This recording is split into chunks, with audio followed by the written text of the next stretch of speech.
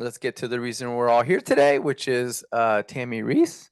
I'm excited that she is out here to be in person with us today.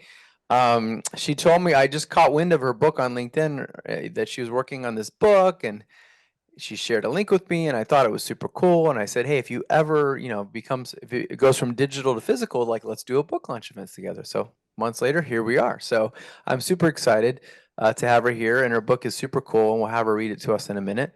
But she is a leadership trainer and coach, as she said, with Leader Within. Before that, she was, worked at the CPO Accelerator at Products Lab. She's been an instructor at various places, including General Assembly. She worked at Pivotal Labs. Her website is My Leader Within. And we're going to talk about what do product managers do, and then she and I are going to have a fireside chat about how to grow your product career. So with that, please join me in giving Tami a warm welcome. Welcome, Tami. All right, I got to turn it on. Flip the switch up. Sorry. No, it's that whole There you switch go. thing. The switch. Yeah. All right. So we talked about, I think it's a great opportunity. Everybody has the book here. It's always nice when you hear it's like the Audible when the Some people author thought I was going to be narrates on it. Zoom today. Oh, okay. I'm like, there no, you I'm go. here. No, she's here. Her AI chatbot is here. Cool. All right, good. My hologram. Tami bot. All right. So I think, why don't we start out with just reading the book? I think it'd be lovely to hear you read your book. Sure. All right. So thank you for all of you who stopped by at the table and grabbed a book, and I was able to personalize it for you.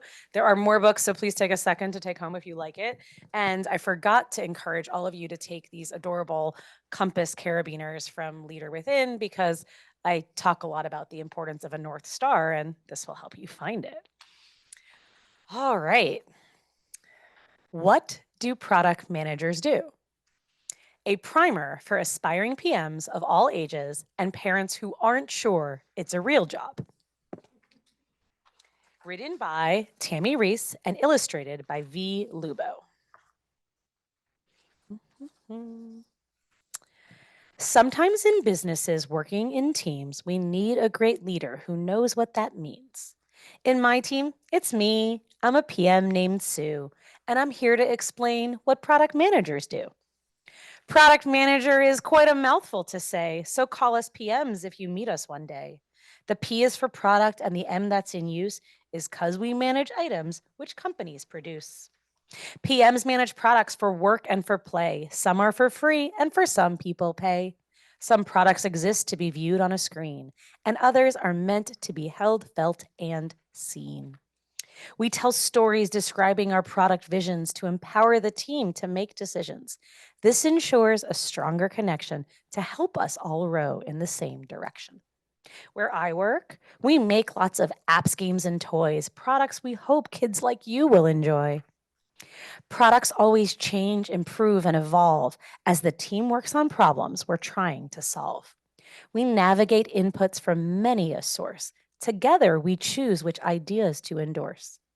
In order to choose the thing we built next, we asked kids to tell us what they would suggest. Because to be the best idea chooser, we all have learned you are not your user. How do PMs build products? How about a new app that's made for a phone that's something a PM cannot build alone?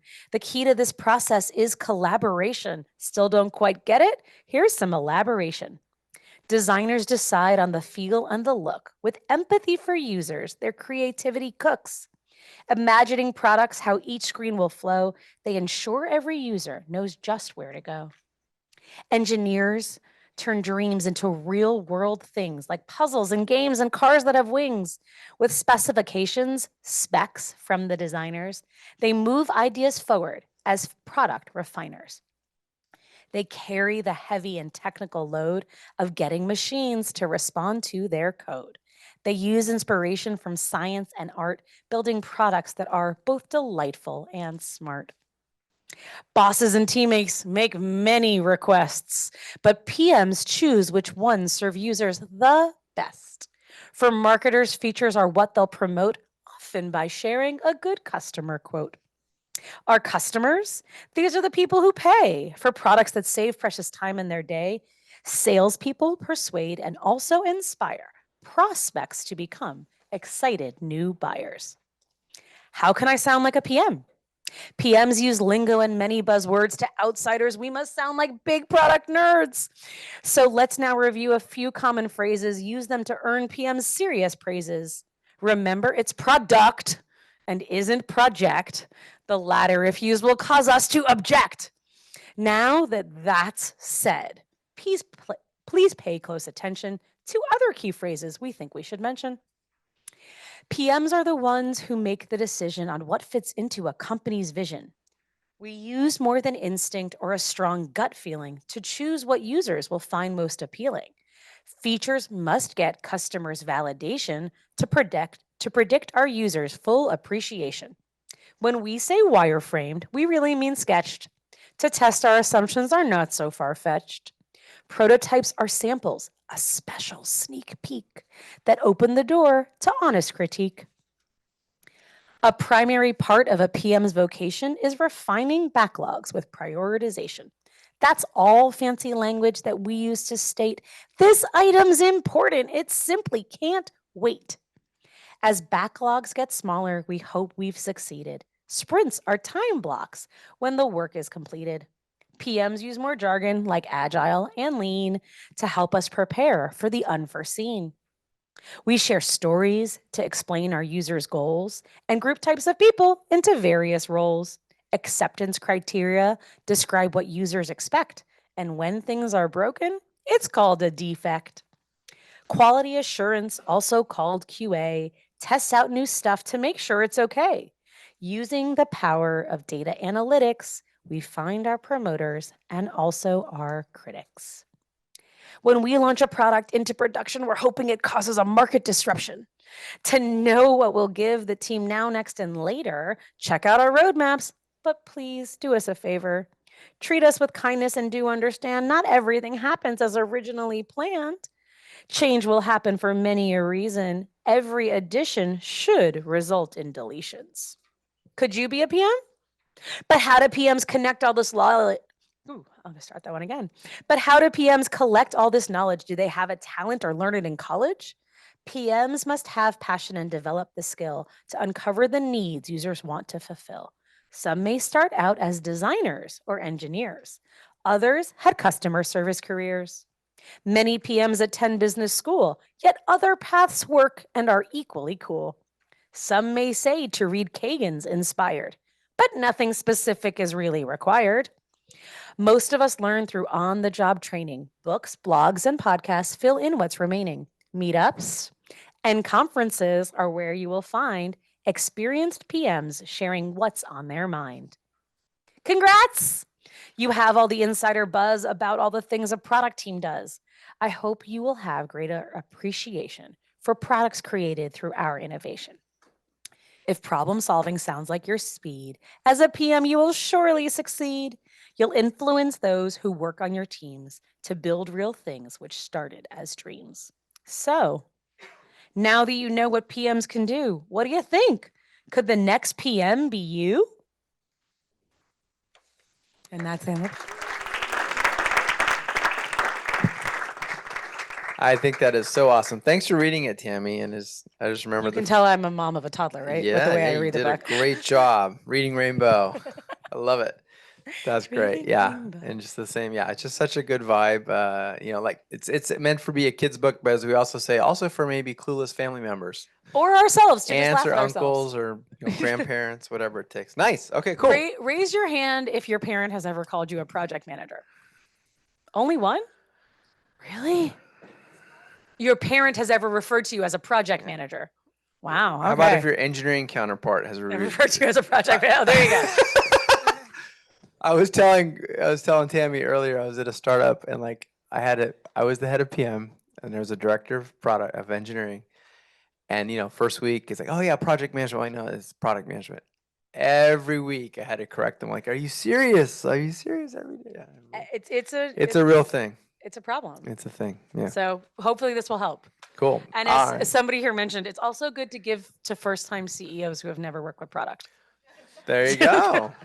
There you go. It's at their speed. Cool. Okay. So what we're gonna transition to is just doing a fireside chat to talk about, how to grow your career, everything from how to get hired, who's actually looking for a job right now. All right. I know the economy is pretty bad. So how to, tactics and advice for how to get hired, if you already have a job, how to get more visibility and get promoted, how to manage your career, all those kind of things. So again, the Slido is there, and now you can use your phone or type it in. So we're gonna chat, and while we're chatting, if you have questions, please feel free to put them in Slido. Yeah, I'll take a peek on my phone. something I'm Yeah. going to add because I Yeah. didn't do that great of an intro of myself. Oh It yeah. seems a lot of what I actually do is I help director or VP level people get promoted within product. People who like want to become an L7 at Amazon and things like that. And also I used to have a job seeker package that started during COVID, and instead I now just publish a lot of my work for free.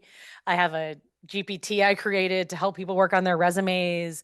I hate taking money from people who aren't having income, so I just give out half-hour free sessions to anybody who needs one. I do a lot of helping people because I believe in good karma. And so I'm here to help. Ask me any question. All right, cool. So let's start off with like, I mean, I love the book. Again, when I saw it, I was like, this is amazing. Why did you write it? What led you to write the book, Tammy? So my daughter Ruth was born January 4th, 2020. And we had lots of books on math and science and physics. And I was looking for one on product management. And on Amazon, you can find one. It's called ABCs of Product Management, but it has a 3.2 stars. And when you read the reviews, it says it's a little too satirical. And I was like, oh, okay, well, I want something nice for my kid. And I started to write some rhymes, and that expanded. And I open sourced it, actually. There was a Google Doc Right, that I lots remember. of people commented and added new rhymes that are part of the book. And then I said, okay, what's the MVP of this? Because I love a good MVP. And I put together the video, which was literally me reading it off of a Google slide deck of like 6 images repeated. And Dan sent this message, and other people started messaging me. When can I buy this for a friend of mine? They're about to have a kid. I want to give it to them as a baby gift. And I said, okay, well, that is the definition of validation, people wanting to give you money and put out their social capital for you. So it became a real book, mainly because Dan said it had to be a real book. I'm Other people joking. did too. Other I mean, people wanted it. you Other know, people I think wanted a it. lot of people that work Yeah. in product were very touched by it. Yeah. So there is actually a new video coming out with updated copy, but I love product management. I love what it is we do, and I think our role in companies is so crucial to success, and we are incredibly undervalued. And when I hear the stories of like entire product teams just being like let go because more than anything they're misunderstood as to the value.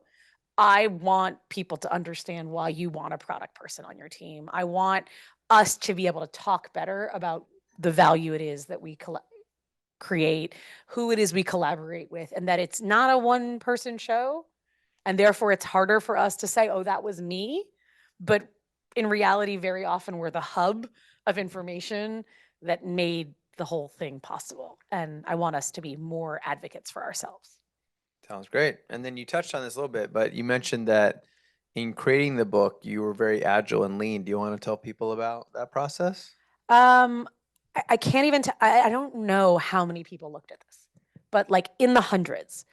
I like comments and Google Docs, and I have lots of clients who got to hear it, and I read it, and my best friend Alana, who works in tech but is not a product person, reviewed it. I kid you not. After it was like almost ready to be published, I sent it to people who are like lawyers and otherwise, and I was like, find the graphic that is going to be considered explicit because that was important. Mm, I don't know how many of you remember The Little Mermaid. So the Little Mermaid cover of Disney like had explicit apparently, thing on yeah. it, and it was a problem, and I didn't want that for my children's book. And so like there was just so much iteration, and as I mentioned, there was a Google slide deck with 6 images. Sue and her look and feel. Erica, who was here earlier, she works at Intuit as one of the design leaders here. Originally, Sue had slightly shorter hair and was more androgynous. V is actually non-binary, and so we thought that would be a really cool thing to do, like an androgynous non-binary person, and it looked a little too male. And I thought Drew was a name that was non-binary because Drew Mm, Barrymore, and it being short for Andrew. But enough people, including Erica, said there are a lot of product people who are female. Why is your person male? And I was like, It's not supposed to be, but if that's the impression a user's getting, let's lean a little more female. And so we changed her name to Sue because it still had to rhyme with what product managers do. But there are luckily enough female names out there. And there was actually a woman named Susan who's a product manager and has like a poetry minor, and she helped with the book at some point. So there's lots of little things that have changed over time. And Dan is actually part of the iteration. He might have giggled when I said the line. I did giggle. So where is it? It's the refining backlogs, right? I, who have not been in product management roles for a while, said grooming backlogs and in the video. And Dan sent me a note and he's like, I really like it, but you should know that's an outdated term. And so we iterated. Yeah. Because somebody had a conversation with me. I think. Yeah. And so I learned things and I changed it. And this edition is going to be updated for before the next edition. Like it has 2 new opening lines. And cool. It's really about knowing what your goals are and iterating until you get there, which is why it's still going to be a video, because I know it's still easier to forward a YouTube link. Yeah, definitely. Yeah. And I want people to be able to say, here, take this and not buy a book also. But a good Christmas present. But an excellent Christmas, Hanukkah, any baby shower, you name it. Nice. All right, cool. Well, let's talk about career stuff. And I think that maybe we'll start logical and start chronologically. For people that find themselves out of a job right now, what advice do you have on how to, improve their odds of getting seen and getting those, the main job is to get that interview, right? So what's the main advice for how to get selected for that interview? So I'll go top 3. Number 1, network. And network not only with product people. Ethernet or Wi-Fi? What are we talking about? Yeah, no, totally. N2. Sorry. Most people, when they throw something at me, they're not expecting me to throw it back. There you go. So think to yourself of the other people you worked with, the engineers, the designers, the salespeople, the customer service reps who you had a good relationship with, and they respect you as someone they want to collaborate with, and reconnect with them. See where they're at now. See if there's openings coming up or anything going on in their organizations where you could potentially help, whether that's as a contractor or in a full-time role, because anybody in the job market right now will tell you it is not fun, and it is very much about who you know. Like, you need someone who's going to help your resume not end up in the ATS's filter. And so connect with people. Do not feel bad about asking someone to make sure your resume doesn't end up at the bottom of the pile. You don't have to say, I want to get the job through. Just say hey, make sure my resume gets a second look. And so that's number 1, networking. Number 2, join a Never Search Alone council, like a job search council. There's a book called Never Search Alone written by Phil Terry. It's free. That's the other reason I stopped doing this, because I was just like, join this group. They do everything I would have told you to do, which is to think about yourself as a product, to think about who it is that you have product market fit with, what kind of companies are interested in your background, what kind of companies are you interested in working with, figuring that out, figuring out what your resume should say. There's tons of AI tools now that will help you better promote yourself to be filtered by recruiters properly, to be filtered by ATSs properly. Akash Gupta did a whole analysis of it. I reshared it and I got 13,000 views on that, because it's so cool that he invested the time in doing that. So find it on my LinkedIn or his. Use the tools that are available to you to put your best foot forward. So that's probably the number 3. So job search council, and then think of yourself as a product, which is what they're going to make you do anyways, but they're going to help you not feel alone. It's so hard. I sell myself every day, right? I sell myself as a coach. I sell myself as a trainer. I'm putting my brand out there. When you are interviewing, you're putting your brand out there. You're saying, I'm worthy of this role. And it's hard to get rejected, because they're rejecting you. They're not rejecting anything else but you. And that sucks. So find community of other people who are going to say, yeah, that happened to me yesterday. I know that sucks. I can empathize with you, and realize you're not alone, because you shouldn't feel alone. Yeah, and I would add, I think on the networking thing is a couple things. One is you're at this meetup, so that's great. There's so many events now. Like before COVID, every year I would write a guide to all the product conferences because I'm speaking at a lot of them, just so everybody knows. And I wrote in 2019, then COVID hit, so I stopped. I just wrote the one in 2025, and there's actually more conferences in 2025 than there were in 2019 was already, that's the cool thing about this book too, is like PM, as you guys know, started to really take off about 6 to 8 years ago. Everyone kind of woke up and said, ooh, product management is important. They started hiring people. So there's events, there's conferences, there's meetups. So, and if you're not, some people are more up for crowds and being outgoing than other people, but you got to make yourself just go. And so hopefully like tonight, hopefully you meet some new people. If you're on the job market, it's good. And then I think what Tami said is great too, is like, if you had a network, if you had coworkers from a previous company and just for whatever reason you didn't connect with them on LinkedIn, it's not too late to go back now. Just say, hey, Tom, hey, Sally, I just want to connect with you on LinkedIn. You can work on that network. Virtual coffee. Yeah. But if nothing real else, just coffee. connect on LinkedIn, because the last thing is you want to increase your odds of actually getting seen by the hiring manager. If you just go into the resume black hole, your odds are like minuscule. And so that's where you leverage your network to be like, okay, can there's someone I know at Intuit. Do they have a path to who the hiring managers? Like Tami said, not to get any preferential treatment, just to make sure your resume gets seen, right? So those are some networking tips that I can did share. hear from somebody who came through to one of my free mini sessions that he did a lot of his own A/B testing because we're product people, right? We experiment. Yeah. And he found that whenever he spent 20 minutes a day just commenting on other people's Totally. things on LinkedIn, that the number of recruiter inbound he got was bigger. And it makes sense that LinkedIn, with them selling services to recruiters, would want to surface people who would actually reply to a recruiter. So by signaling to LinkedIn, I can spend 20 minutes a day here, there's a higher probability I'm going to reply to an email if a recruiter sends it to me. They actually rank you higher. I can't tell you if LinkedIn's algorithm actually does that. I'm telling you, someone did A/B testing and this is what they explained to me, and it makes sense. And I like things when they make sense. So I'm sharing that. And it wasn't Jason Knight, because it wasn't Jason Knight. This was not Jason Knight's hot take. Because he's complaining about his stuff going down. Yeah. I'm like, dude, stop complaining. They're gonna blackball you. Don't do it, dude. They're gonna blackball. Okay. Yeah, unless you're a top voice, they just don't care about you. There's no love. There's no love. Yeah.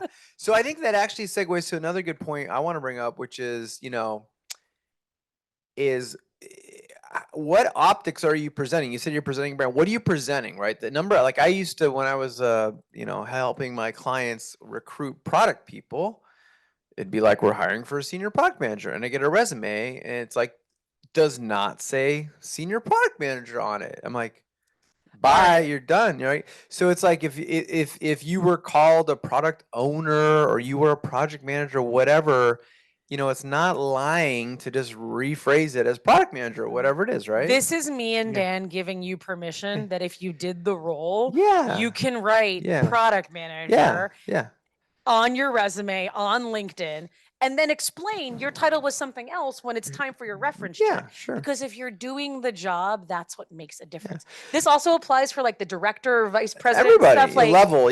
If you're at a startup, I was the head. Okay, well, what does head mean, right? Like the keyword matching is not going to pick up head. You're either a director, or you're a senior director, or you're a VP, right? So I think the thing is it's kind of like good PM 101, like who's your target market? Like if the job says growth product manager, and you can honestly, credibly say you're a growth product manager, guess what? Tweak that resume, and the one you submit for that, say growth product manager. Don't have a one size fits all mentality. Anyway, I'm not saying to lie or bend stuff, but you got to if they're looking for a duck, then just start quacking like a duck and look like a duck, right? It's I was looking at one of my clients LinkedIn's, and she was looking for a job, and I was like, I literally just controlled F'd, and B2B and SaaS are not on your thing. Bingo. Why? Exactly. Why? Yeah.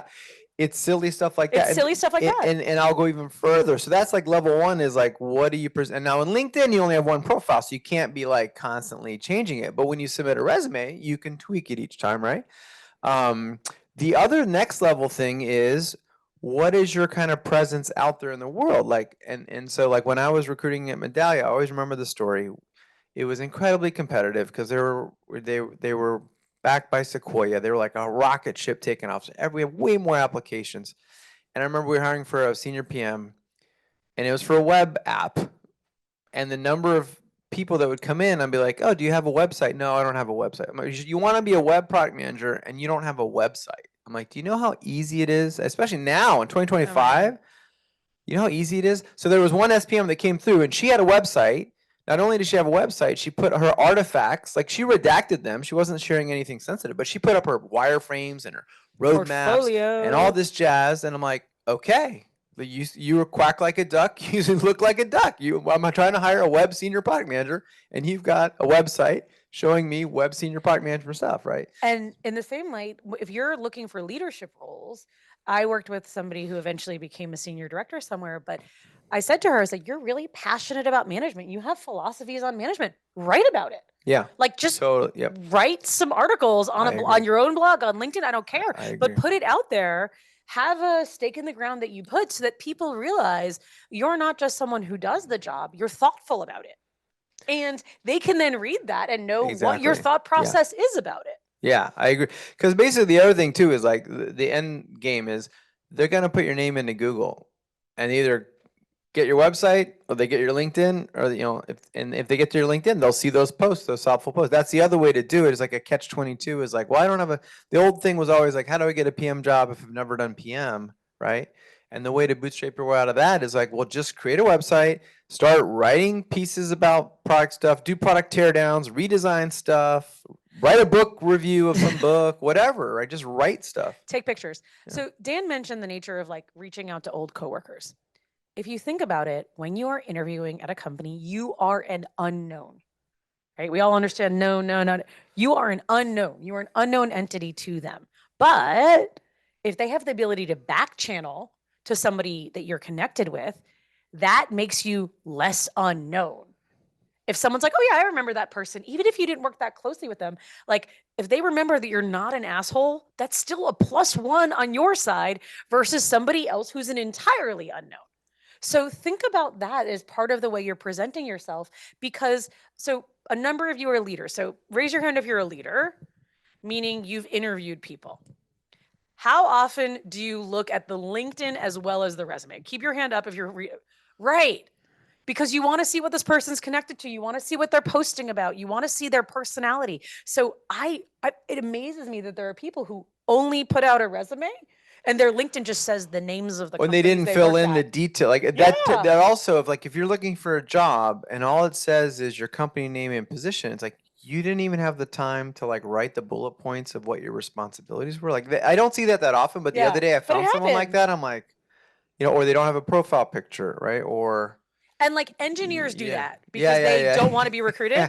Product managers should not. Like if you're looking for a Yeah. job, put all the keywords in there, make it readable. And so the other thing that I talk about in an article, but I advocate for a lot, is that in that bullet point, start with the outcome. Show you are an outcome oriented product person by starting with the result. Increased adoption 15%, decreased cost this percent by doing X. Don't say manage team with this result. Reverse it, flip it on its side, start with the outcome. Increased revenue this over year, added this many millions of dollars, right? Like if you think about it, we all know the way we read a website. We go across and then we go down, which means people are going to go down to like the first 2 or 3 words in your resume in every bullet. Meaning, if you say increased, improved, enhanced, decreased, whatever, you're the results person. If they hire you, you will hopefully bring similar results to their organization. And by the way, they're not hiring you because they thought you weren't going to deliver results. Like that's why they're looking for someone, because they want someone who's going to create impact. So show that you have a track record of impact and that you cared about the metric that you were trying to improve upon simply by making it the first word on the bullet. That doesn't take very long. I can't tell you how many people read my article and still don't do it correctly. Like start with the word increased, enhanced, decreased, like a verb, and then the next thing is a number. It's just like number. Yeah. Percentage Yes. plus, like doesn't make a difference. It's a number. Yeah. Because how else can you show you're a data-driven product person? Show them a piece of data. Yeah. And I like to give people very tangible advice. So who actually does not just blind test? Who doesn't have a website? Just put your hand up if you don't have a website. It's okay. Okay. Cool. So I just want to tell you real quick, if you haven't heard of vibe coding yet, my 14-year-old daughter, I bought her domain name when she was a baby. She decided I was trying to get her, she was sitting around the house on what can I get her to do to like something educational and productive. I'm like, and vibe coding had just come out. I'm like, hey, you want to grow your babysitting business? Why don't we? And she's like, yeah. So we went into Bolt and she said, please create a website for a 14-year-old babysitter. And then you can push it, like literally you can deploy it to Netlify, and then it's a little teeny thing to get your DNS to your name of your website. Anyway, my point is, it's like my 14-year-old daughter did it, so there's no excuse for anybody in this room to not have a website. It's so easy these days, and it's all free. You don't have to pay for Bolt. You have to buy your domain. Go find it if you know. $10. Yeah, exactly. $10, and then you have a website. And if you don't want to do vibe coding because AI for some reason isn't something you're into, Squarespace is a thing. Yeah, no, totally, yes. Yeah, there were already Yeah. there were already super easy options before, but my point is now you can Yeah. actually just even deploy it. So And put pictures up there. Like we all know pictures speak louder than words. Put up a wireframe shot, put up a deck you put together and redact it. yeah, Like, depending on what you're interviewing for, show that you have delivered the sorts of things yeah, that role requires. Like when I worked with Melissa Perry and we were interviewing for a VP of product, we had this whole like in-house interview thing where we gave someone a whole bunch of data to play with. And if you couldn't play with it, and we even gave you an analyst, right? Like, and if you didn't ask the analyst for help, we knew you weren't the right person. So, like, how can you be showing your potential new company who's thinking about hiring you, and there's lots of unknowns, that you know the things to do to be successful, that you've done it before, and you can show them pictures of how you've done it before, and that you're showcasing what makes you special. and that's a good segue to the next thing, which is let's say you get the interview because you follow all these awesome tips. You get the interview. What are tips for how to crush the interview and make that go well? Interviews. So, I have a very, I'm going to call it unique because I don't hear many other people talking about it, interview tactic, which I refer to as the conversational interview. When you get asked a question, answer as concisely as possible, which helps you show that you are a concise and good communicator, which, in case you're wondering, is important for product. But after you're done, ask the interviewer a question. Say, how would that work here? What is your process here? What do you want me to dive deeper into? If you want to use the analogy of double click, go for it. I don't care. But that moment is so crucial. First of all, it shows you're interested in how they do things. Number two, it allows them to talk. People love to talk. And then number three, you have a feedback loop. You have a quick feedback loop because I don't know about the rest of you, but after your third year in product, you ended up with a lot of stories. And when you get interviewed, it's hard to choose which story you're going to tell.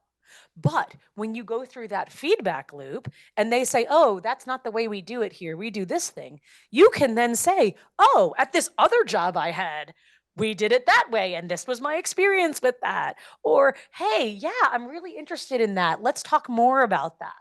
Because that conversational nature is also what you're going to do in the job. You're going to collaborate with that other person. You make them feel like you might actually be someone they want to work with.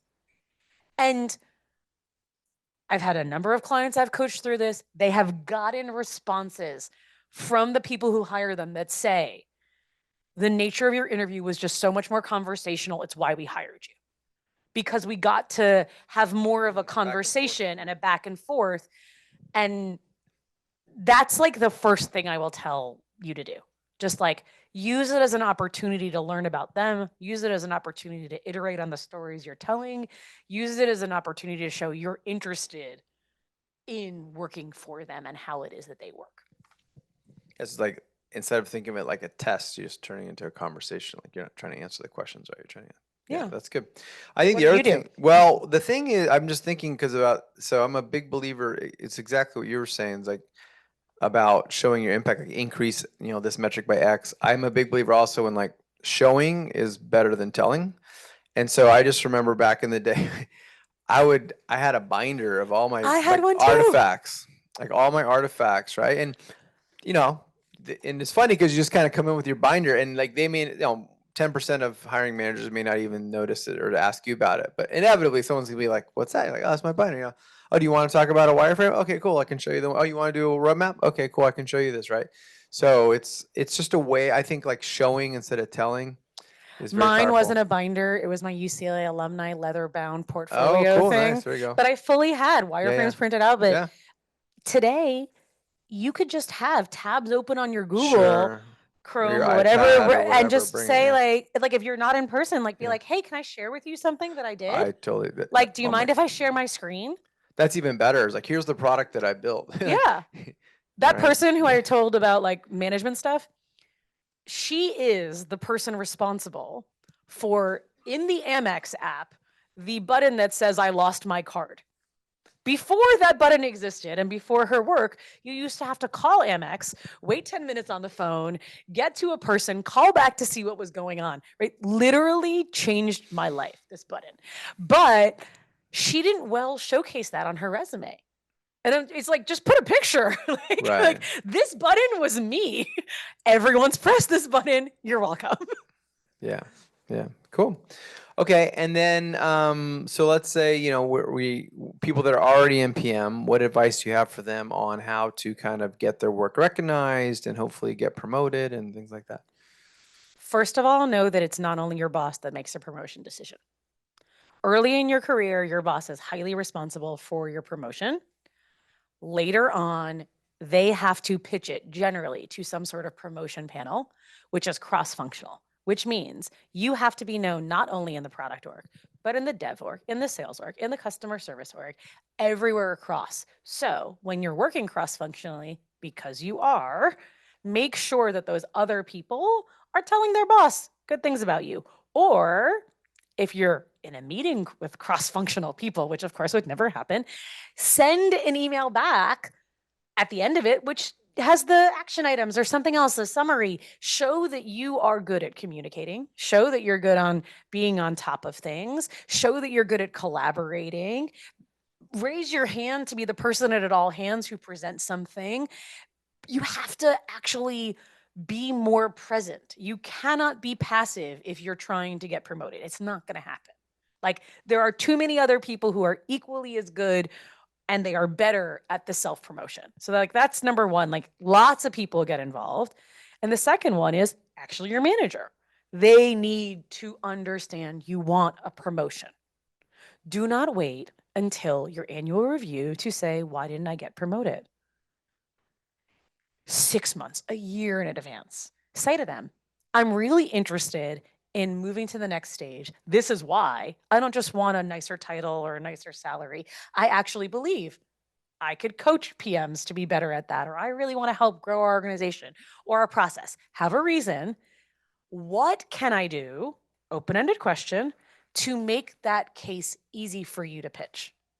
What should I be doing leading up to the promotion cycle that will make you have a binder of things that you can show to that panel that says, I'm a shoe in? And ask the question with open ears, because they may say to you, actually, it's going to be 2 years before you're ready for a promotion. And swallow that and then say, okay, what do I have to do over the next 2 years? And track that like on a monthly basis and say, you asked me to do this. This is what I did for that. Was that what you had in mind? Feedback loop, right? You're the product.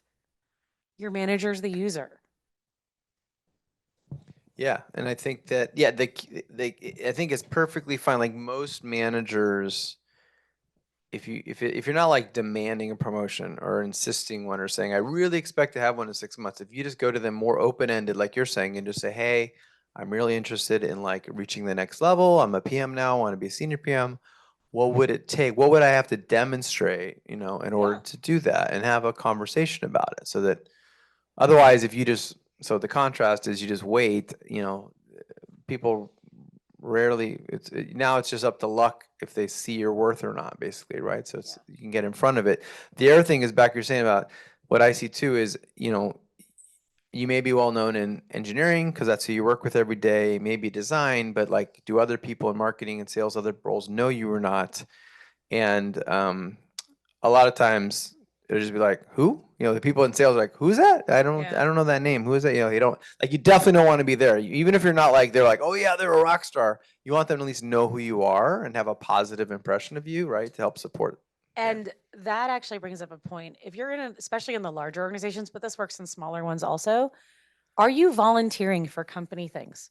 Like, are you helping set up the lunch thing or the community service day? Or are you volunteering to go to a recruiting event at a local college, right? Because chances are the person you're standing next to that day isn't someone you would have met otherwise. And so it's this opportunity to show you're into the company and that you get to meet somebody who you wouldn't otherwise have a connection with. And they might be that key to the promotion that you never anticipated. But it's because you actually said, okay, I'm going to serve lunch to the homeless or whatever it is. And you are now thought of as someone who does more. Like you did more. Thus you deserve more. Along those lines, I think a very specific example of that within B2B is like, sales will often need or want a product person to help them Oh, out the with a calls. demo, right? Like a ride along, like the movie Ride Along, right? It's like, and depending on the culture, it may be like you don't have to say yes. Some companies you're just doing it, you have to do it. But imagine if you don't have to say yes, but like, that is a great way if you can get in there and actually like pitch things well, and you're helping the salesperson close a deal because you understand the product, then Gold. they're gonna be like, you're gonna be their best friend, and yeah, Yeah. The person who helps sign the deal. Yeah. Gold. yeah. Um, one more thing, and this is general advice I give to any person in any job. When you go to your manager because you want to update them on something or you want to ask them for help, either of those, basic formula. You present the problem. You then present your draft of a solution. And then you say, what, based on your context, should I know to do this better? What adjustments would you make? Because your manager at that point hears, this employee of mine identified a problem. They didn't come to me for all the advice, but they are humble enough to ask for feedback. Golden triangle. That's all I can say. Like, anybody who's been a manager is like, yep, that's what I want. And so think about that when you're talking to your manager. That's all. And then I think, a lot of times when I think about career development, I like to think about it through the lens of skill development and like, what skills do you need to build as you're going from a PM to an SPM to a principal or director. You got to look at that ladder. Like, your company has a ladder somewhere that explains all those skills, what the responsibilities are, soft, hard skills, and look at it, because it's a guide for you to say, oh, okay, I know how to do that thing, or I don't know how to do that thing. And you can similarly say to your boss, I'm trying to get to this next role. These are the things I've already identified I think I need to work on. What else do you think I need to work on? Or what adjustments do you think I should make to that list? And how can I work on these things? Or I have this idea about how I could work on improving my presentation skills. What else would you advise? Yeah. I Sadly, I don't think as many companies have the ladders predefined. Who here has a well-defined career, like skills ladder in their org? Oh, wow. Yeah, no, it's not that common. Like, so I started Oh, into it's so it funny. and we had an amazing one. And then I went to other companies and I'm like, and I'd pull it up like, oh, people are like, wow, can I copy that? Like, I've never seen one of those before. So I have like it's 5 tab Google Doc sheet draft. sure. So email me, I'll send you one. Yeah. But the thing is, so there's a specific one, but like, let's extract out, Yeah. since most people don't have one, let's extract out what the common ones are. So what are as someone's trying to move up from PM to SPM, to the next level, what are some of the key skills that they need to really refine and demonstrate, you think? So the way I think about it is a PM or an APM, which is a little bit fluid. Your main responsibility is to work with your engineers and designers to ship product. Very execution focused. As you work up higher, senior PM, you should be, while you're a PM, learning to do more customer development, more customer research, more experimentation. As a senior PM, you should be skilled in those things. Next level, which we'll either call group PM or head of product, you're starting to say, I like to teach other product people about these stuff. I like to do process improvements for my team. I like to think more strategic about my product area. And I am looking at potentially market trends or our sales data to inform things like that, or our customer service scores to inform at a higher level what we should be doing. And I've learned how to present that strategy better. I've learned to develop a roadmap that isn't just a backlog. It's more of a presentation around the goals and the initiatives. And then director, similarly, but more in the strategy space. Like, you're no longer working heavily with the engineers, you're working with other engineering leaders to make process improvements, to make strategy improvements with the director of sales or service. And VP is someone who's thinking mainly in the strategy space, and then in the operational, how do I make all the processes across multiple products good? If you're in a CPO role, this should be the case. I know it isn't, but you should only be a CPO if there's a portfolio, from my perspective, like multiple products that you're really overseeing. And you're thinking of a portfolio business level strategy. You're thinking much more whole offer about how the service aspect rolls into this. How are you pulling the levers towards the financial impacts of sales and service and operational costs and a variety of other things? But that's my take on it. But it's like more strategic as you go up, more execution as you go down, or as you're starting, not going down. And along the way, thinking about how can I be making my team better, my product better, the experience better, the organization better, the business better. Your thoughts? What Yeah. would you add? I think it's good. I think so. Another way to look at it, the strategic tactical, is like the time frame. Like, if, like, to your point at PM, you're like in a sprint, 2 week sprint, maybe planning 1 or 2 or 3 Yeah. ahead. And then as you get, higher up, you're planning like for the quarter, and then you're planning for the year. Like, you're kind of like looking further out, and to your point, being more strategic than Yeah. tactical. I think the other thing is, you need to influence broader throughout the org. Like, when it's just your PMs, you and your designer and your engineers, as long as you're good, you're good. Like, you got your own little microcosm, everything's cool. But as you get up, you have to influence other teams. So we need to have a dependency on that team, and I need to talk to sales and marketing. So you kind of end up, you got to be comfortable influencing broader parts of the organization aside from just the normal ones you usually do. So I think those are important ones. And then at some point, you become a people manager, which is a whole different skill set than product management, right? We didn't mention the principal PM track because Yeah, it's too yeah. complicated. Yeah. So that's a whole other set of skills, and that can be really hard because it's kind of funny. It's like an engineer. Like, if you're a rockstar engineer, they go, "Great, we're going to make you an engineering manager," and you went from like coding 100% of your time to like coding almost 0%. Now you're managing people. Same thing in the PM world. There's in the last few weeks, there's been a term that's come up a lot because of AI called a super IC PM, super individual contributor PM. And I love this idea. And I've always been having started into it, where PM is a very strong function where you're expected to know about the adjacent functions. You know what I mean? You're empowered a lot, but it's like the Spider-Man quote. I mean, so with great power comes great responsibility. PM is with Yes. great responsibility comes no power, but basically, Zero power. yeah, so that's the idea, is can you extend that influence like that? So yeah, I think, that's, I mean, and that's the trick. And then so then you get really good at becoming a super IC. You're like a principal, or you're like a senior or a group, and then you become a manager. And at least in the PM world, usually they don't suddenly make you a 0% IC. Like, they call it player coach. And so you still may have like the gnarliest feature team or the biggest area of responsibility, but now you're also managing other Never people. mind what happens when one of your team members hasn't yet been backfilled and you have to actually Oh play yeah, player. totally. Yeah, that happens all the A, time. a lot. Yeah, happens a lot Way, where way, you're way too filling much. in, and yeah. So Is there anyone who wants to raise their hand for a question?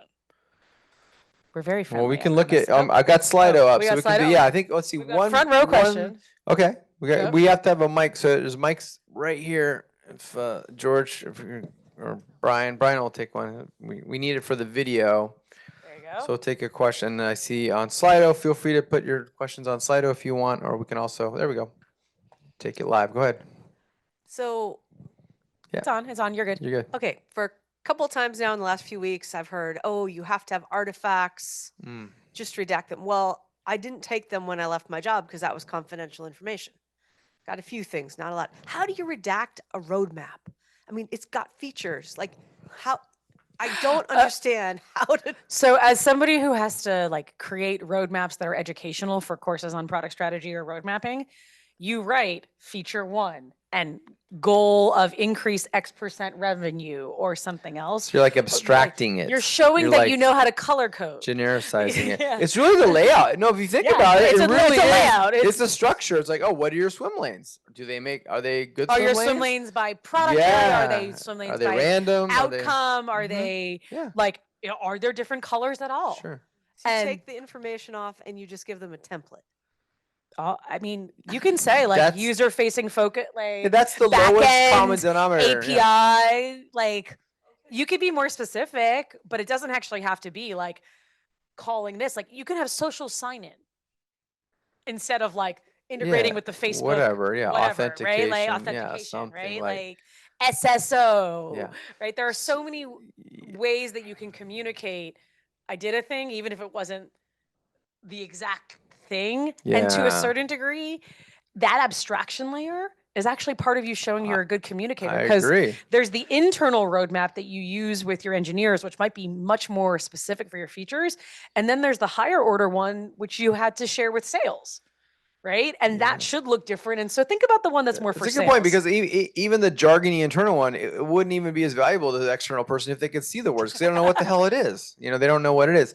So, level 1 is, I'm going to take a black marker and just block stuff out. I could see how you're like, I'm going to block everything else. So what we're saying is like, no, just it's funny. I used to work in the Navy on classified information. And so when there's classified information, you find non-classified ways to talk around it. It's the same kind of thing. If you can't say we did Okta integration, then you just put in authentication, right? Oh my God. Oh my Enterprise. God. Big company X that she used to Enterprise. work at did authentication. That's secrets out of the bag. Like who could, right? It's like, it's not a secret anymore. It's like, okay. But say it's enterprise authentication. Yeah, but I'm just saying, you know what I mean? Like, so it's, and I mean, worst case, I hear you. A lot of people are very conscientious and they're like, I didn't take anything, but a second, you could try to recreate some high level thing. Sometimes these it's the kind of- press release yeah. around your feature. You'd be like, this was about what I did. Sure. Right. Sure. But, and I think the other thing is going forward, everybody keep track of your artifacts, like save them, like freaking save them. And like, Also, keep track of the notes you got that are thank you notes. Like, build a folder for yourself of all the people who said thank you for doing something. For yourself, but also for that promotion thing. It helps. But it makes you feel better on bad days, if nothing else. What did our Slido thing have? well, did you want to talk about, there's one other topic, how to Oh, what do we influence got? people? Did you want to talk about that? Or did we already cover it? We didn't cover Life's it. a pitch? But Okay. what? Well, we'll get there. Okay, let's do that and then we'll cover that. Harsha, go. Go ahead, Harsha. Thank you. It's absolutely fantastic to meet you again, Tami. You know how they say that your product management career trajectory is rarely linear. It's like squiggly and going back and Yes. forth. And it seems to me that in these tough times, that squiggly part is getting much squigglier and much more uncertain. And sometimes I feel at a loss to see what could come down the trajectory. So what kind of advice would you give to handle this chaos, randomness in planning for the next future career and handle unexpected events like a layoff or something like that? So first of all, you have to understand your own personal situation. Some of us have partners that have income, some of us don't. Right? I worked with somebody who she was the sole breadwinner of her home. Her partner was in graduate school and they had a 2.5-year-old. So when she lost her job, it was important, very, very important that whatever the first job offer she got was the one she was going to take because otherwise she didn't have health insurance for a 2-year-old. Right? And So, and she got a great job offer at Khan Academy, and it was a lot less money than she originally wanted, but it was the right opportunity for a variety of other reasons. But you have to know where you're at. So, on the basis of what's going on in the economy now, if you are not currently saving and living a little bit more lean, please start. It relieves the pressure a lot when you have just a little bit of a nest egg that you can take a deep breath and say, okay, this happened. I can still pay my mortgage. I can still pay my rent. So like, just make sure you have 3 months minimum of savings. Step one. Step two is know that your career trajectory is probably going to be another 2 decades. So if it takes a left turn a little bit, that's okay. I mean, Alana, who knows me since college, Alana, what's your guess on the number of companies I've worked for? Sure, W-2.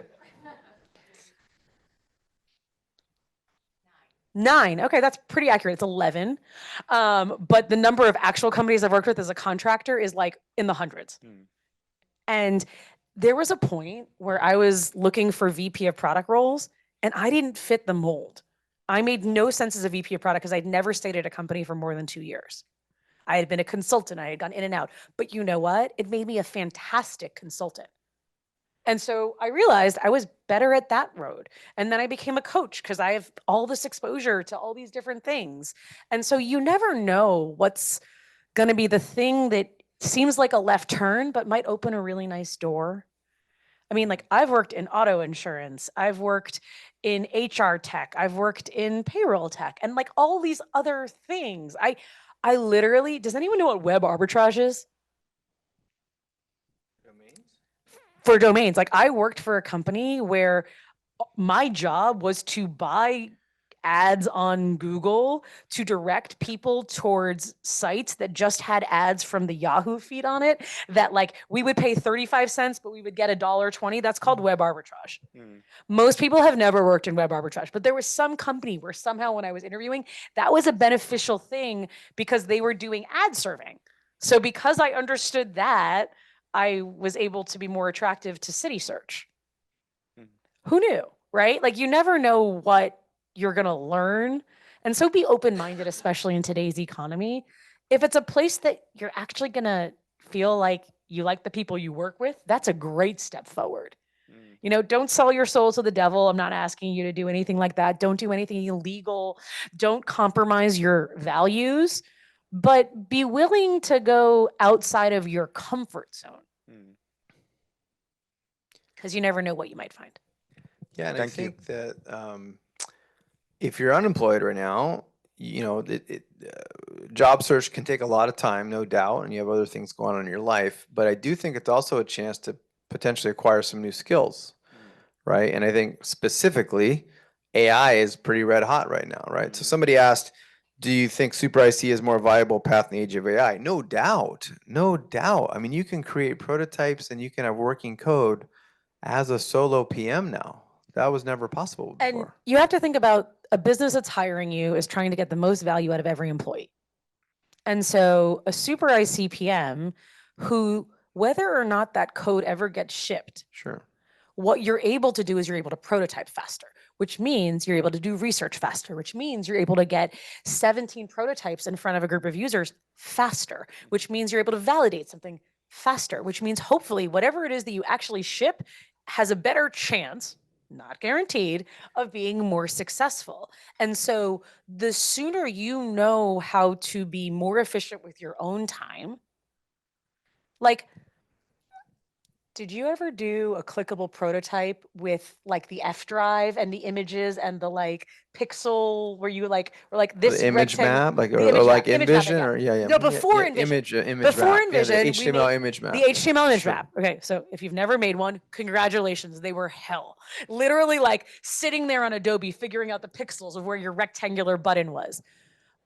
And then Envision came out, and then Figma came out, right? So like at a certain point, if you weren't using the newest tool to know how to prototype and wireframe and balsamic in between, right? Like you weren't going to be as hireable because you weren't as efficient, you weren't as valuable. And right now, that thing that's going to make you more efficient and more valuable is AI in different ways.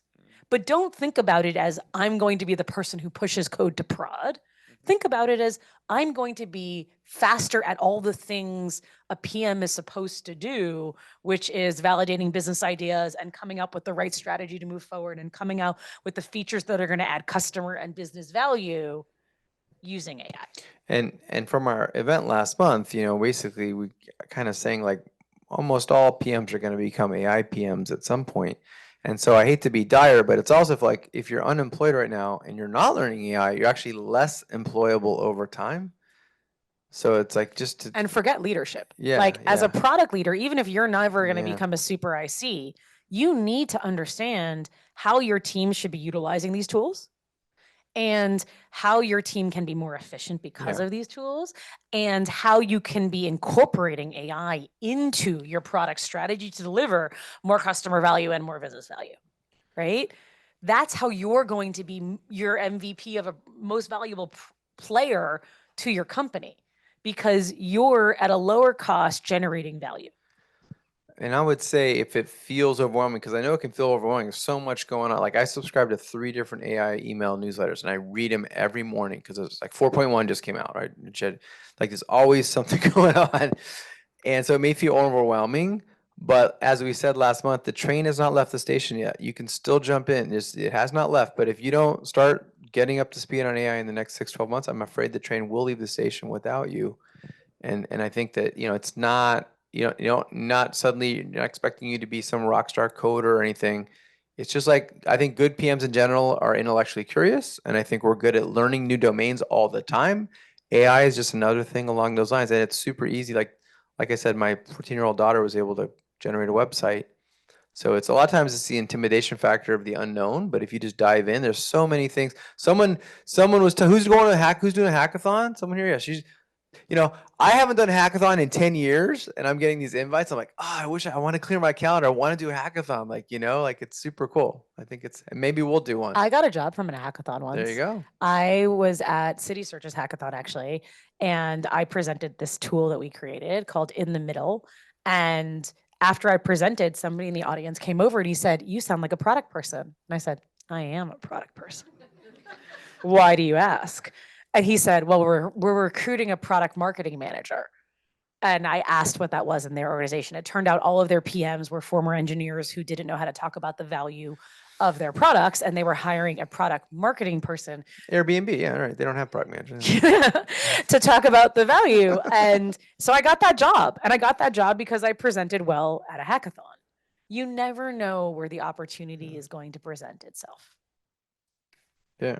And remember that you got 20, 30 years more. So you never know who the person you're going to meet, what might happen down the road with them. Yeah. It's a small community. Yeah. And even like, again, this may feel uncomfortable. It's like a counterpoint. I got to see the Chainsmokers last week in San Francisco from an AI company had a big event, had a big party. And it felt like the .com days all over again. It was like free drinks, free of Chainsmokers, swag. I'm like, this is pretty cool. But the event before, there was like a company that's in the AI space you had to apply, and they invited people to come to their happy hour. And all they had going on was some like projector with a live demo. Not a live, so just like a record can demo. And I'm like, nobody from the company even came up and talked to me. You couldn't even necessarily tell who was from the company. Like, it's okay. Like they wanted to be low key. I think they're more engineering centric, but I'm like, that's like a marketing fail. I'm like, you're throwing this amazing happy hour. Like I had to go and be like, can you give me a demo of your product? Like, how do you know what I mean? So it's the same thing. And it may seem a little awkward. It's like a lot of people this meetup, they'll just go on LinkedIn. There's like the way you can get each other's QR codes. Like, just do that. It may feel a little awkward, but just do it. Cause like, this is our community. We have over 13,000 people. We have over, 50, 60 people here tonight. Connect now, even though if you can't do it with this group, then, who are you going to be comfortable doing it with? So just do it. It's just. And like anything else, it's going to be iteration. So yeah, try it out. Try out your elevator. Hey, I like pitch it. They're 100 doing it. times. Thank you. Oh. If only my kids would listen to me like this when I told them what to do. I hear you can It's just great. tap Yeah, iPhones and it works. Yeah. Did anybody deploy their Bolt website yet? All right. I was going to free book if you did. All right. We have some questions. There's a common theme, Brooke. I want to go if we can hit this. There's a lot of questions which we didn't hit about Okay. execs and leadership. Cool. Like, how do you really get that job? Like, so they're saying, like, I don't believe you get it by submitting your resume. What advice do you have? Like, you know, because it is a Okay, whole so- different game when you're up there, right? So, if a company is hiring an executive, VP, senior director, CPO from the outside, what they're communicating is there's no one on the inside that we trust to be promoted. At which point, it's open season for people who don't have deep knowledge of their domain. Because if they value deep knowledge of their domain more than whatever executive skills they're looking for, they would train that person. What they're looking for is someone who has experience at that level, whether that's senior director, VP, or CPO. Meaning, at a senior director, you were a people manager before. You know how to organize the product org to be more efficient, more effective. You know how to recruit PMs. You know how to train PMs. You know how to create that roadmap that sales can use to sell more things. You are a VP. You know how to be thinking about the next horizon or the next product we're going to be launching, how to incorporate AI, whatever it is, right? CPO, they're looking for geographic expansion, going up market, M&A things that their person who's already there does not have. So know that, like, if they're putting it out to market, it's because something's missing. And if you don't have one of those things, you're not actually probably going to get the interview. Like, the market is not like the buyer seller, I don't know which side of it is. Like, it's not a candidate's market Right. if you don't have the right skill at that level. So, like, keep yourself at whatever level you already have a strongness in. Know that this is not the time that To jumping try to is move easy. up, yeah. It's just not the time.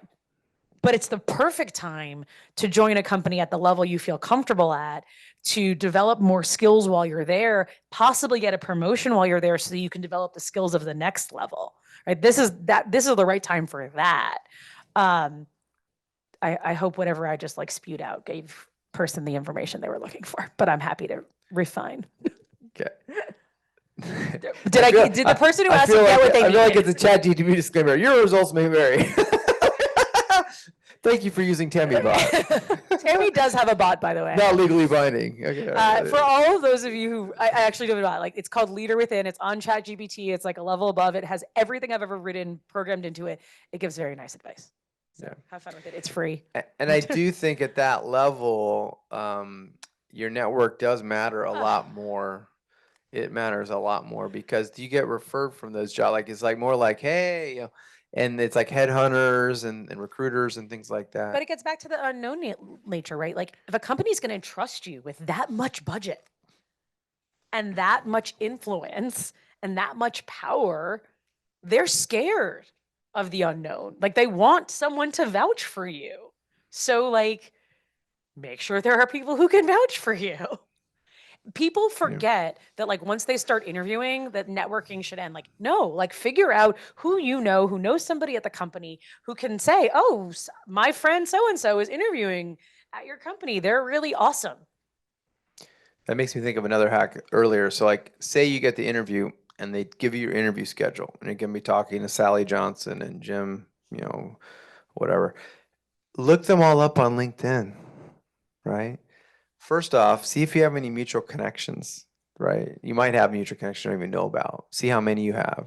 Maybe they went to a school, like the same school as you. Whatever it is, that little thing, that little common ground thing can just set you apart from all the other interviewers because it shows that, one, people like to talk about themselves and it's all like, oh, hey, you know, I saw that you went to Northwestern. I'm a Northwestern. Or I grad saw too, you have an whatever. engineering degree. Exactly. Like, tell Whatever. me how Yeah. you know. Or also, the next level is you know, a lot of people don't post on LinkedIn, but if it's a hiring manager, they're more likely to. Like, what did they recently post about, right? Like, you know, I'll go into some meeting and someone just got some award. I'm like, hey, I heard you said, you know, like, you just got this award. That brings up another pet peeve. Do your research on the company.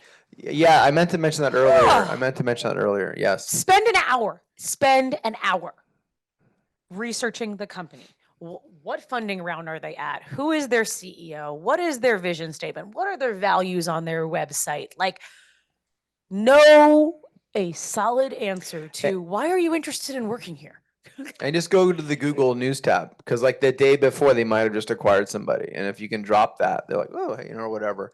I remember when I was recruiting for Intuit for product managers, it was very competitive, and we were on campus at a business school, and the way that works is we have a lot of spots. The funnel is very wide at the beginning. It's only like 3 or 4 at the end, but we're happy to have it be super wide. We don't want to miss out on anybody great, so we go super wide, and it's super competitive. And I'm doing the first round interviews, and I looked at this MBA. I'm like, what's your favorite Intuit product? Blank, blank. Like they couldn't even name an Intuit product.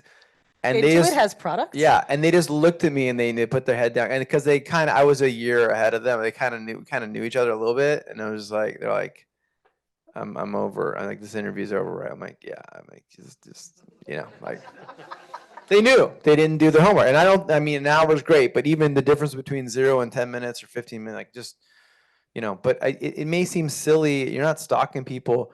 You're just trying to find some common ground is the best word. You're not you're not trying to. It's just if you'd be surprised. You can usually find some common ground. Like maybe they're from the same state that you are, or maybe you see some organization that they're in. Or I remember when I interviewed at Pivotal Labs, Graham Steiner, who hired me. I looked at his LinkedIn, and he had a interesting LinkedIn. He used to work in like the Bahamas in banking, or so I forget, environmental stuff. And I don't know what it was about his LinkedIn, but it communicated to me that he liked efficiency. There was just something about what he had done. And I mentioned it to him. And he said, how did you know that? And I said, I don't know. They're like, that's what your things screamed to me. And just showing that I actually looked at his LinkedIn was a thing, and that I'd read just people like to know you made an effort. So I also talk about executive presence, and we'll get into how do you influence it. That'll be our last topic, I guess. But when you show up, whether it's on Zoom or in person, show you invested some time in it. You don't show up with a coffee stain. Your shoes look nicer. You don't have to be dressed up in a tuxedo. I'm not telling you to do that, but look like you put in an effort, that you brushed your hair that day, that you're laughing, but it's true, right? That you cared enough about the thing you're putting in forward, because that's what makes other people feel good, that you cared enough to put that effort forward. It's all part of it. And if you think about it, it's so easy to tip the scales in any direction towards another candidate. Why wouldn't you put your best foot forward? Why wouldn't you want as many check marks as possible towards your side? Yeah, I mean, another way to think about it is, how do I stand out in an interview, right? And so, I just to tie it back to AI, you don't even have. I mean, you could just literally go to ChatGPT and be like, "Here's their LinkedIn profile. Find things that are, it can find it for you these days, probably, right?" Probably. Okay. Yeah. Only because you mentioned it. Yeah. Influence. And this actually applies to jobs as well. So when I talk about influence, I talk about 3 questions you have to ask. Where do you want to go? So where do you want to go? Where do they want to go? That's a matter of building empathy for what is their objective. And then where can we go together? And so whether you're pitching yourself for a job, or you're pitching your product, or anything else, you have to know the answer to those 3 questions. You have to know what your objective is. What is your goal? To get hired, to whatever it is, right? You're looking for a particular opportunity to work with an AI product, or with a great manager, whatever that is. The company who's potentially going to hire you, what is their objective? What are they looking for? I mentioned in leadership all the things they might be looking for that they don't currently have on their bench, right? But are they looking for a super IC? Are they looking for someone with experience in hardware? Are they looking? There's so many different things they could be looking for, but they need something. And then it's a matter of what can you do together? So what is it about where you're coming from and what you're looking for, where they're coming from, what they're looking for, and where is that intersection? And be able to tell that story of, this is what we can do together. right? I see that you're a company that's growing from this stage to that stage, and you're entering into your this product, blah, blah, blah, blah. I'm really passionate about 0 to 1 products, and I want to be on the team that's on this. I like PLG, whatever that is. Like, and you need it, and I have it. So together we can help you grow.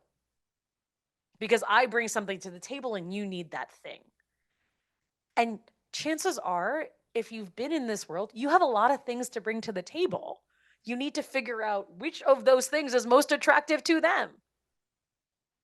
Because that's what you want to lead with. And that works for any pitch. So ask those 3 questions. All right, cool. Let's open it up to audience questions here. And you got the mic? All right, go for it. Go for it. Quick question about consultation. What is your take on getting into product consultation? I've done a couple of them and I've really enjoyed it, but I don't know if the same networking. Are you looking to be part of a consultancy or to hang your own shingle? My own, essentially for startups. There are so many startups, they're very lean. They don't want to hire full-timers. So is this a good time to even think about it? What's your take on it? And how do you even, is the way to network for this end result similar, or are there other strategies that you would recommend? So before Dan answers, I just want to clarify, there's a few different things. There's a contractor, which is someone who is being paid on not a W-2 basis to do a job, right? Or part-time contractor. Then you have consultant, which is someone who theoretically should be coming in to consult and advise, not necessarily do the work. I have a really big issue with the consultants who are really contractors. I'm just putting that out there. And then you have coaches, right? People who are like very much like player coaches, but consultants are supposed to be teaching the people there how to do something better or advise them. And so if you want to be an advisor sort of thing, I don't know if this is the right time for that. Contractor, part-time, that sort of stuff, my understanding is that it is a good time for that, like interim something, part-time something. What are your thoughts? Well, yeah. So I think that the way you define things makes sense. That I think that the world calls it a consultant. This is just well, I think that so and so I in 2005 I did consulting basically. So I've been doing it for a long time. So I would say the contractor is more like, it's like, I would use that term more if you're like replacing a line PM, like, oh, we need staff augmentation, or this role is unfilled, we need a contractor for that. Right, but for startups, that's what it is. Yeah, but I'm just saying, like, if you're like an interim VP of product, I wouldn't necessarily call that a contractor, and that is often called a consultant for what it's worth. Yeah. So if you're in an interim role, so I think it's a good clarification. Consulting is like you're just like a consultant, or you're like, actually, I want to be a part-time or interim fractional people. Fractional is very popular these days, right? So what I did, and it's funny because the question before, you said, hey, you never know what's going to lead to it. I stumbled into becoming an interim VP of product for companies because back then, the web was around. It's kind of like AI now. It's like the web was around, and I'm like, all right, I know how to code. I just know how to code this web stuff. So I went and took all these classes, and I interviewed for a VP of product job, and I got the job, and I really liked the team. But I'm like, hey guys, I'm taking all these classes. Can we work out some hourly pay arrangement? And that's how I stumbled into doing it, and I enjoyed it. And then back to your point, I did that for 9 months, and then I did another company. So instead of being at a company for 3 to 5 years, every 6 to 12 months, I was at a new startup, learning new things, and it was really cool. And then I pivoted to like doing one Monday, Wednesday, Friday, and another one Tuesday, Thursday, right? So anyway, I do think that's fractional. Yeah, that's fractional. Yeah, sure. But yeah, so I do think that it is a market for it there. I think that there's a market for fractional right now because people, to your point, startups don't want a full-time, they don't need a full-time, they don't want to pay for a full-time, right? The challenge is finding them. That's the hard part. That's the really hard part of like, it's like a search for a needle in a haystack, you know. Within 10 miles of where we are, I guarantee there's over 100 startups that need or would like a fractional head of product. We just don't know which ones they are and how to get a hold of them, right? So that's the tough part. That's where, so back to your original question, I think networking is even more important. The number of people I've seen want to become a consultant. No, who doesn't want to be a consultant? Yeah, lifestyle, hey, you got freedom, right? No boss, this is great. Take vacation, right? The number of people that want to do it, I have a lot of friends that done it in product, tried to do it in product management, marketing, other fields. The number one problem they have is they have no business development pipeline. They have no one knocking on their door. They have no business. They're ready to do it. They have the skills to do it. They've saved up the money to do it. But how do you get the pipeline? That's really part Yeah. of the issue. That's why your networking is even more important. That's where you got to get into speaking, getting out in front of people. You got to really be out in front of people if you You want could to. write a book. Yeah, write a book. There you go. Yeah. Even for kids. The other thing I will say is that if you're going to do contractor, consultant, fractional, whatever,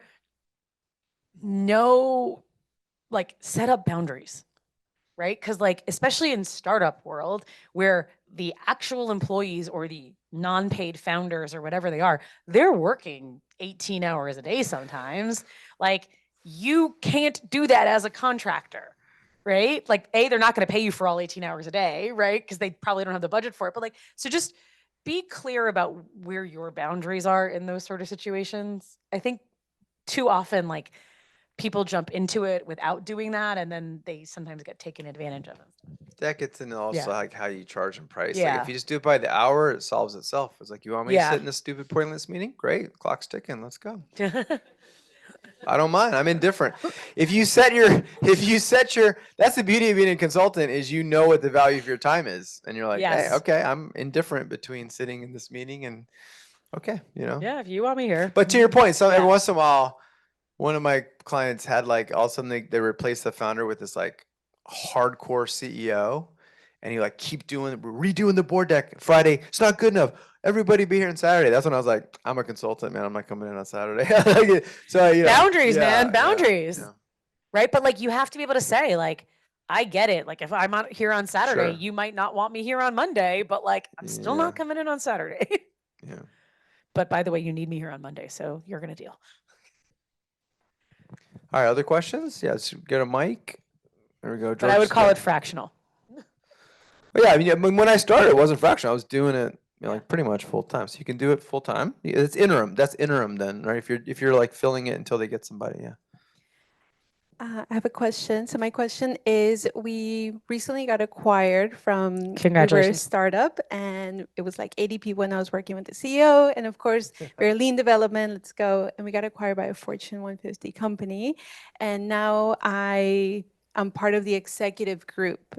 And now I'm an unknown entity, to your point. And the way that they communicate and manage is these very large and heavy decks. And I'm having trouble communicating our roadmap. Why are we moving forward with, developing the product further? I'm gathering feedback, but I feel like I'm still an unknown entity to the executive group of Fortune 150 companies. So my question to your group, to you, is how do you become a known entity into this completely new world of executives? Well, one thing is you've identified that there's a big cultural difference, a norm, and I just was talking to someone. I'm not going to say in this room, who has switched divisions in this company that I know about, and someone else that I'd known had switched divisions, and they went from a small division to a big division, similar thing. And in the big division, I got lunch with them after they had moved a couple months later. I'm like, what are you doing? I'm doing a lot of presentations. I'm doing a lot of slide decks. I'm like, oh wow. That's how that cultural norm was. So you've went from a kind of execution oriented startup, I'm guessing, to now there's a lot of consensus and buy-in, and the language that they speak is PowerPoint or slide decks. So you just have to adapt. So you can try to swim against the current and not do PowerPoint and try to persuade people, but you're just going to be banging your head against the wall. So if for some reason you're not good at PowerPoint, then you got to lean in and get better at PowerPoint, right? I mean, so I don't know. So I would just say iteration, right? And maybe to use a little judo Jedi mind trick thing is find someone who seems open, who seems to be good at making them and say, gosh, I just came from the startup. I've never worked at a Fortune 150 before. You seem to really know how to persuade people with these. Can you show me how to do it? Can I get your advice? I don't know. Try to find, you know what I mean? just butter them up, you know. So I just think you have to lean into that. You're telling me that, and I know a lot of big companies are like that. So. I agree with Dan. You can also just take training on PowerPoint stuff. Look at the other ones and see what's good about them. Ask someone. So this is user research. I worked with a CPO once who said, Tami, I've been doing this for a decade and I don't know if I give good slide deck. And I was like, what do you mean? And she said, well, I don't know. And I said, do you know who does know? She said, no. And I said, you're bored. Because they don't only look at your decks, they look at other people's decks. And if you have an open conversation with a board member and you say, what is it that you like about the slides that I'm putting together? What's missing? What could I do better?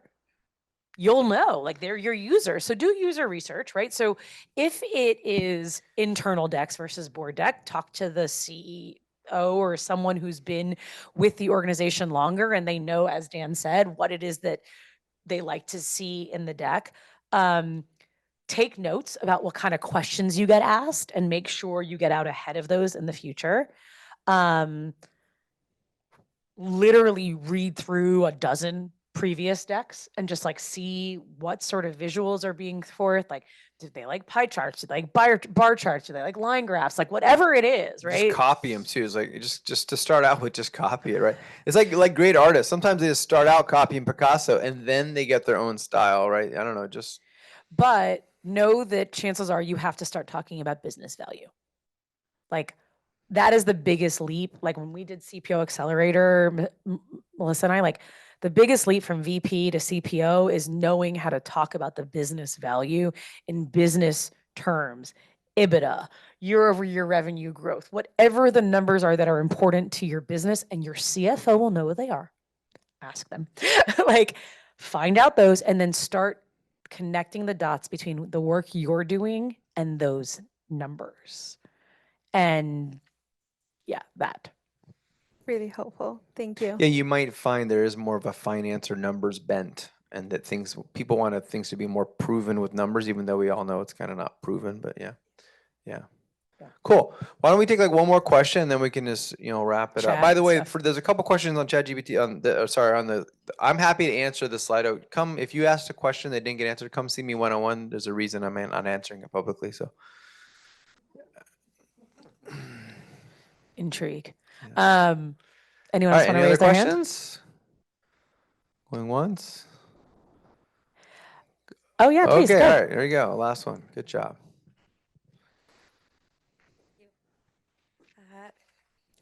So my question is, I started off, I'm a junior product manager at the company, and as we mentioned, we got acquired recently, and my situation is, I don't know if it's unique, but I'm trying to figure out how to handle this acquisition when it comes to my role.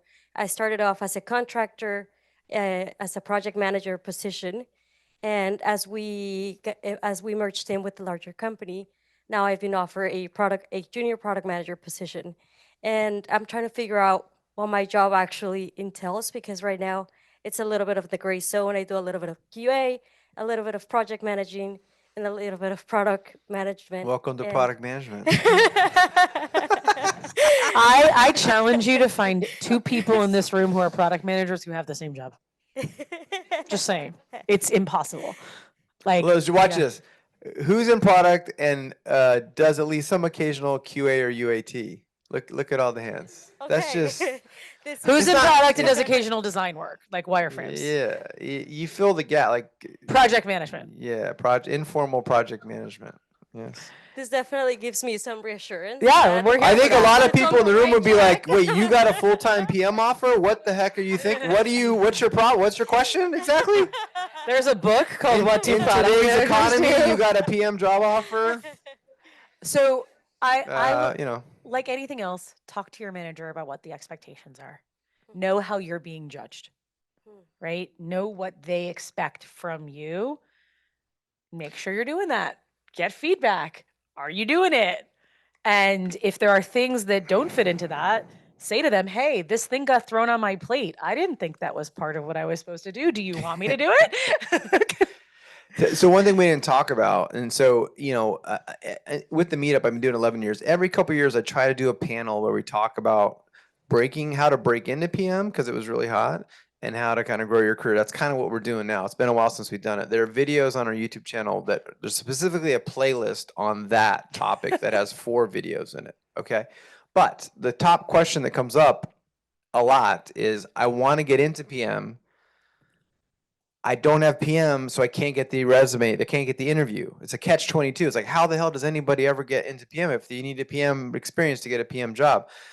The number one way is within your own company. You were an engineer and you say, I want to be a PM, and there's an opening, and they go, cool, you were a good enough engineer. We know you seem like a good person. Great. I did customer service. I did QA. So it sounds like you're being offered that within your company. Because they trust you. And I'll just say, like, I'm not, I don't know all the details, but I'm happy to, make decisions without much information. If you turn down that offer, A lot of people do that. and you said, you know what, if they gave me a PM job, I bet I can get one at some other company. It's going to be a lot harder. For whatever reason, it's the risk. It's like you're a known entity, and so they're willing to let you shift from project management to product management. That only happens inside a company. Rarely in today's economy. It was hard enough in the old economy. In today's economy, they're gonna be like, no, we've got like 50 product managers lining up to take this job. Why would we take someone who's never done product management? So anyway, just, I would say, also- like, check it out. Just do it. Don't worry about it. Good. Just do it. And then my point is, if it ends up not being good, then from a position of strength and having that, now you have PM on your resume. Now it's just crazy. I'll tell you a funny thing. I did investment banking for 10 weeks during the summer during business school. And then the second year, I got offers from all these investment banks. Like, all of a sudden, I went from not, like, they never would talk to me, but because I worked on Wall Street for 10 weeks, all of a sudden, banking. It's the same thing with PM. If you don't have PM on your resume, they won't give you a lot of time of day. Now you have PM on your resume. Oh, Dan, you're I a had no PM, idea. right? We should totally have a conversation about like how investment thesis is the same thing as a product thesis. It's product strategy. 'Cause Someone it's about, just like, where are you gonna put pinged it me on LinkedIn about that. There you go. Yeah. Embrace it and take the opportunity to go to more meetups, to go to conferences, to learn about product management, because it is different in every single company. Talk to different people Totally. here about the tools they're using, about the methods they're using, about how they're validating, about how they're prioritizing, and just start learning. Become a sponge. Yeah. Awesome. All right, cool. Thank you, everybody. Please join me in giving Tami a round of applause here. Also,